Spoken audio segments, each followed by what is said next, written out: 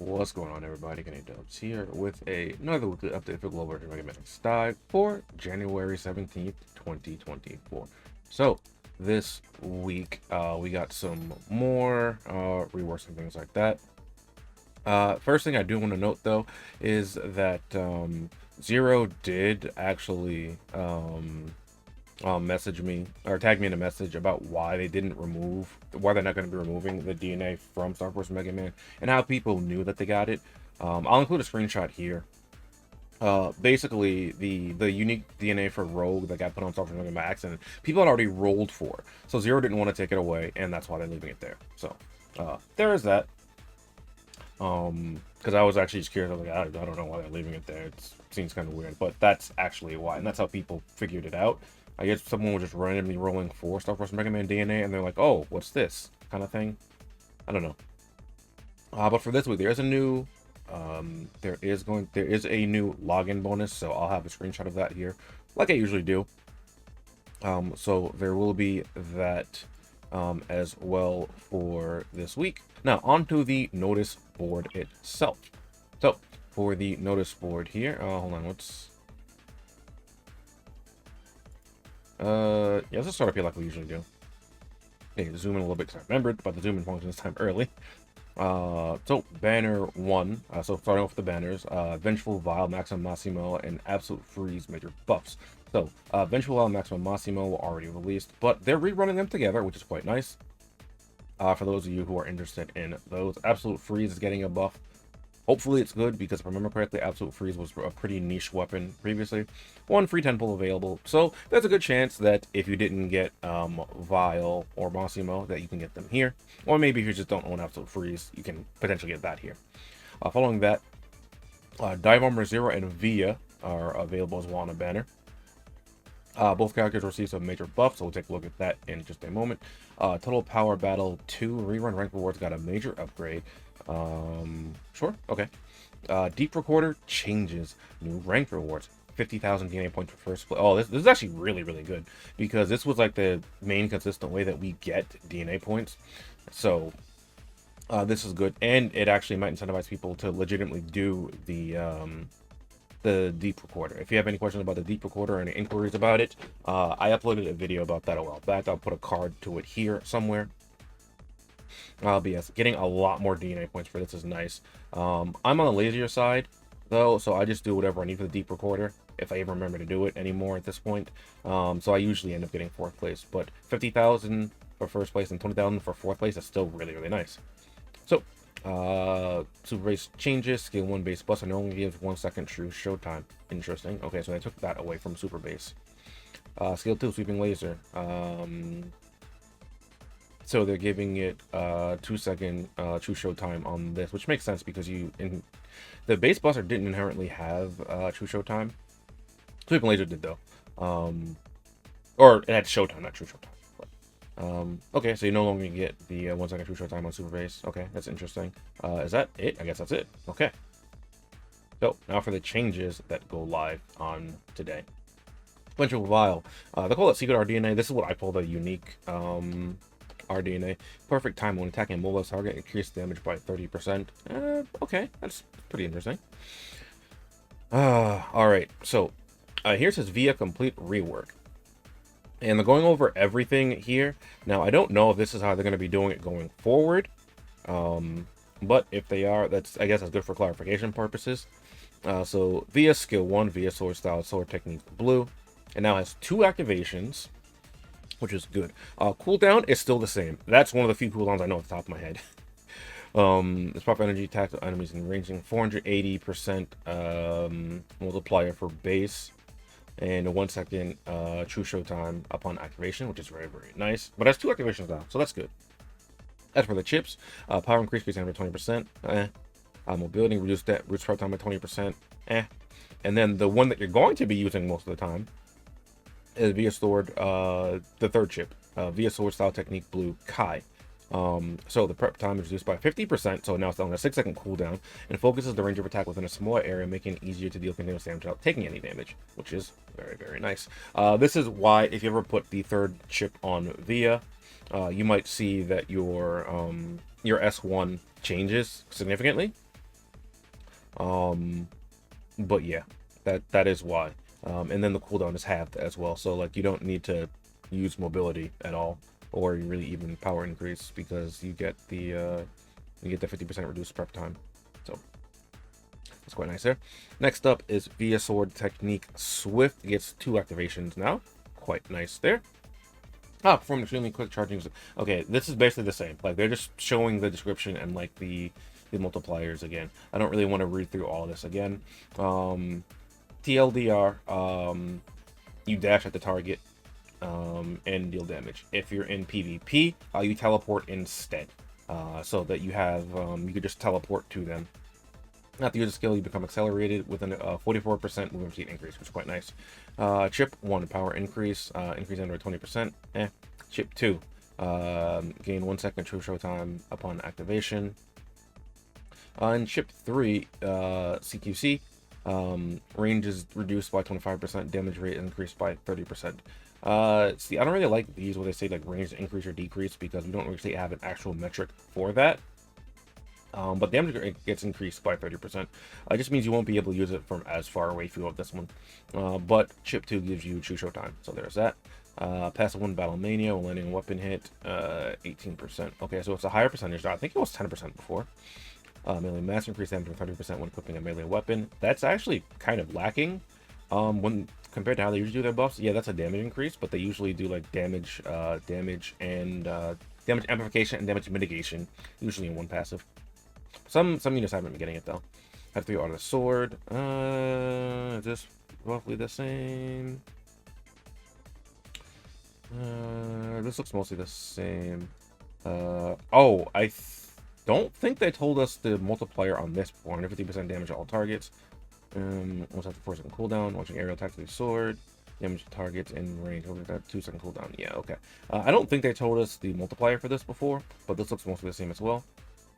Passive 4, sword maestro. 20 and equipping melee weapon. Gain a shield, don't stand 180%. I think that's increased from what it was before. And cannot be removed is also huge as well, because it could be removed before. And this is on a 6-second cooldown, which is I remember sword style blue is your S1. Yeah, so 6-second cooldown if you're using modifier chip 3. By the time your shield is up, you'll be able to just activate it again. So that's very useful there. And sword apparition. Oh, this is also probably why, because they didn't combine these 2 passives. Kind of surprised that they didn't and add like something like Nebula Joy esque with the naming scheme, but you know, that's fine. Okay, so now we have a sword apparition. Doubles the launch rate of Battle Mania, which they didn't tell us the launch rate of Battle Mania in the first place, so that's not really that helpful wording wise. It produces a dimensional rift. So dimensional rift is similar to the Berserker Greatsword rift. If any of you have ever used that, that's like the only thing I can really compare it to, and be basically like a 1-for-1. This is a shockwave that causes the enemy to have defense crush. Okay, weakened by 42%. I feel like it was 42% before. Maybe that's incorrect though. I feel like this hasn't. Maybe it was a little bit less than this. Aerial attack produces a shockwave that causes enemies' movement slow down by 60%. That, I'm pretty sure, is a pretty big increase there. Energy feedback, evading sword technique, 45% attack. Okay, so this is kind of like what I was touching on last week when they changed super base energy feedback. So it seems like I've enjoyed changing it so that just when you use the skill rather than when you kill an enemy, which is a lot better for PvE or PvP. That's actually kind of better for PvE as well. Because all that means is all you have to do is use this. You don't actually have to get a kill on something, and then you get a fat recovery as well. I'm not sure if this will help all that much though Via does have survivability, just because things can kind of be an issue where you just get blown away from full health. So that's my only like real like kind of concern with that. But 1682, double melee master, equip 2 melee weapons, increase damage by 35%. Affecting a target with sword technique swift randomly takes 1 buff, going to check 1 for this 4-second cooldown. So 35% is quite nice. Have to have 2 melee weapons for it, but Fixing A3, Swordsmanship Maestro. With 2 melee weapons reduce damage taken by 35%. Hit with long mid-range attack damage reduced by 10%. Ooh, okay, that's pretty nice. So you have an additional 10% damage mitigation if you're getting zoned, on top of your inherent mitigation if you have 2 melee weapons. So if you have 2 melee weapons, you have, and you're getting zoned, that's minus 45% damage mitigation on top of like your shield and your true showtime. So that might be pretty good for Via. Secret RD and accelerated damage and accelerated stand. Alright, I mean, that's not too bad. I don't really like it, but not too bad. It's also interesting that they're adding more unique random DNAs to slots aside from slots 4 and 5. So, Dive Armor 0, complete rework. S1, just 1 activation. 300% base damage to hitting target, called slow. This is a 2-step attack. As you see, first you dash, called slow, and then deal continuous damage with the back going, which is the second step of the attack. In a 2-second true showtime upon activation. Chip 1 power increase, Chip 2 mobility, Chip 3 restriction off. And then you can use your S1 again, which is why this only has 1 activation, even with the rework. So there's that. But huge damage increase, I believe. I'm pretty sure it was a little bit less than 300 initially. Next up, your S2 Zen region. Gets 1 activation, can looks the same, 230% attack modifier, which is quite nice. Power oriented, increase damage by 30%, reduce flight speed by 50%. Speed, this looks largely the same. Restriction off. Yeah, it looks. Modifier chips on this one look the same to me.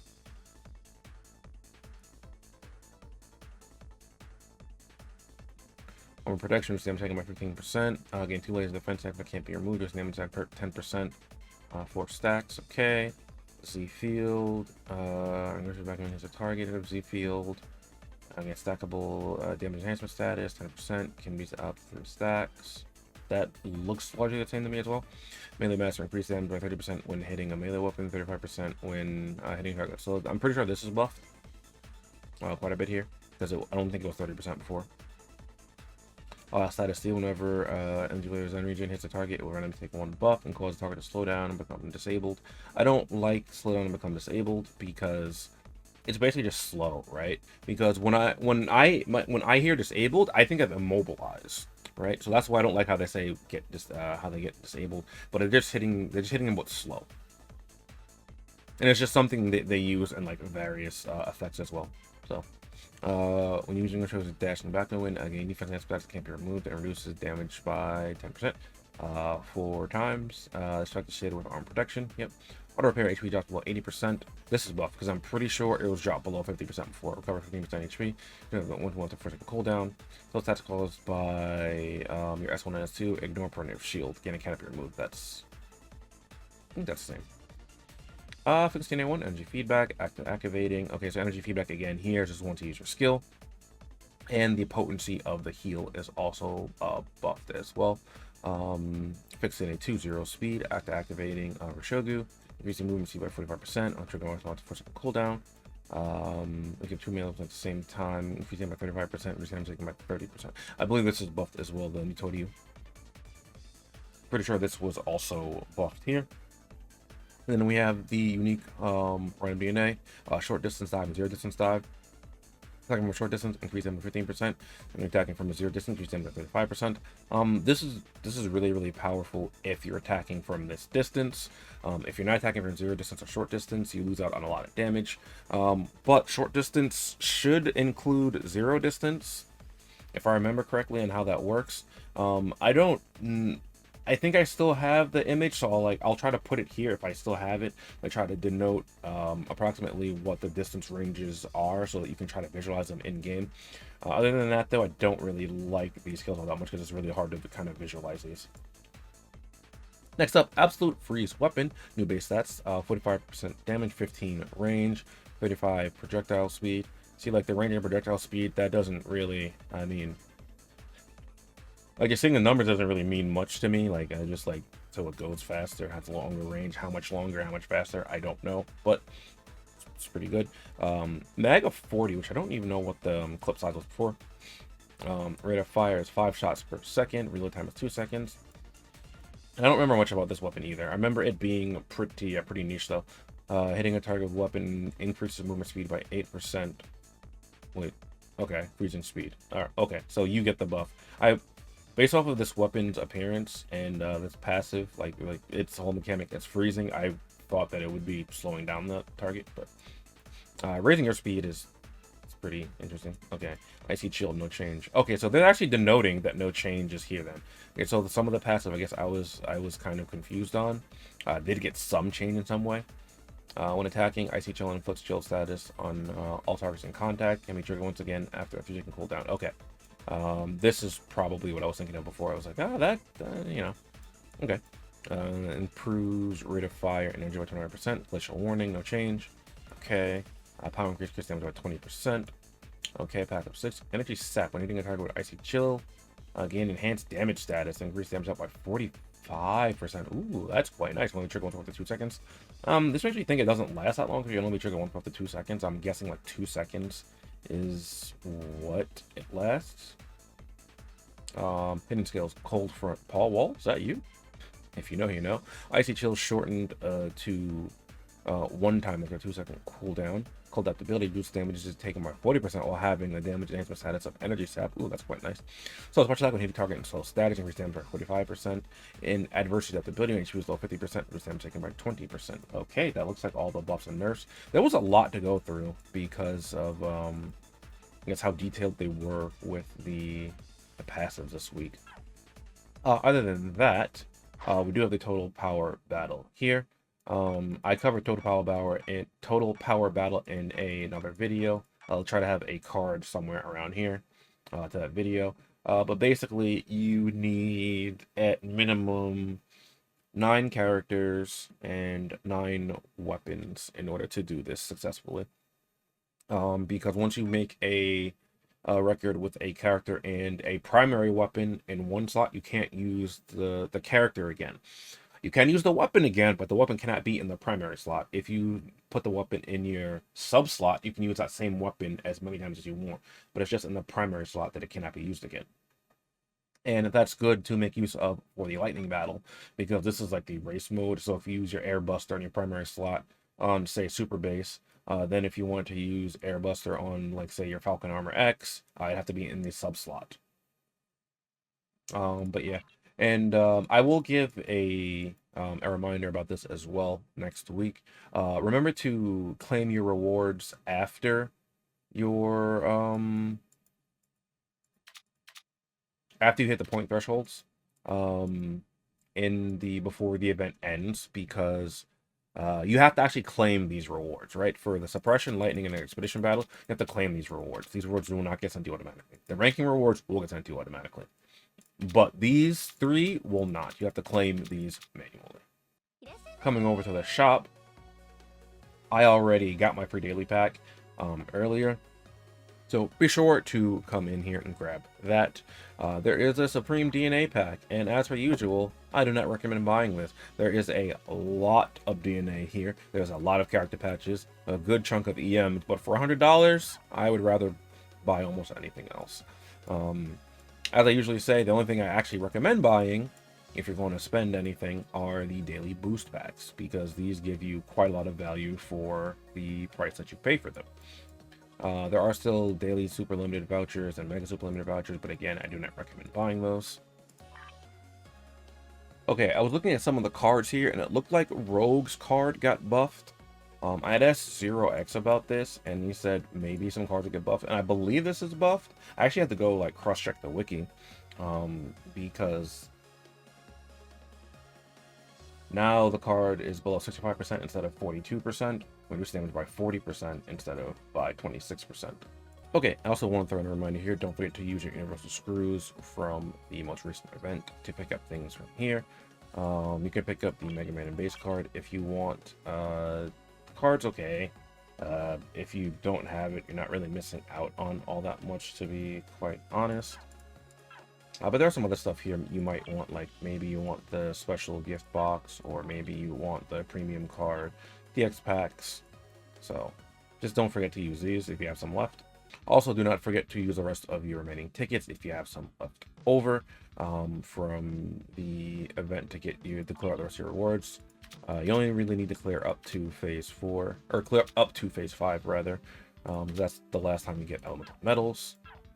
Alright, and lastly, we're going to come over and take a look at the banners. We still have the Map Hunter Layer banner up, so if you wanted to pull for her, you still have about another week left for that. Aside from that, here is the triple limited capsule here. The free pull here is right there, and you can select between you can pity Maximum Massimo, Vengeful Vial, or Absolute Freeze. Oh, actually, I already own Absolute Freeze. Sure, whatever. Didn't even know I owned it. All right, cool. But yeah, if you want one of these two, you can hopefully luck into them here off of a free pull. Here is the special pickup capsule.